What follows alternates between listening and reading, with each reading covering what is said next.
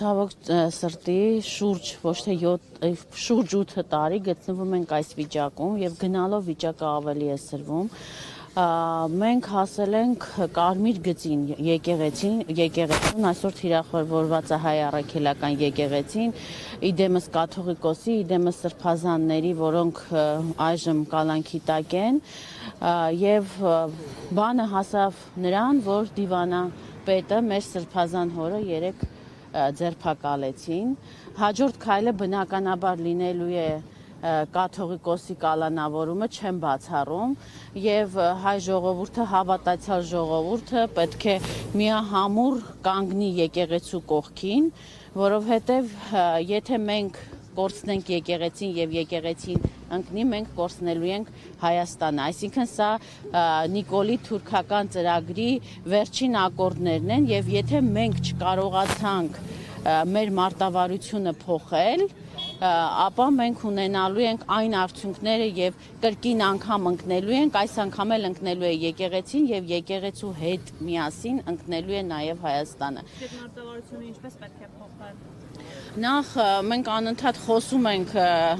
միասնականությունից, ցավոք այդ միասնականությունը փաստացի մենք չենք տեսնում։ Այստեղ մենք կոնկրետ բոլոր ընդդիմախոսները եւ ընդդիմության ներկայացուցիչները պետք է միասին իրար հետ խոսելու կուլտուրա սովորեն եւ կարողանան ճիշտ մարտավարություն ընտրեն, որովհետեւ պահը իրապես օրհասական է։ Եկեղեցու ընկնելը, կաթողիկոսի կալանավորումը լինելու է Հայաստանի վերջնագիրը եւ Նիկոլ Փաշինյանը վերջապես հասնելու է իր նպատակին, կատարելու է փայլուն կերպով Ալիևի ցանկությունը,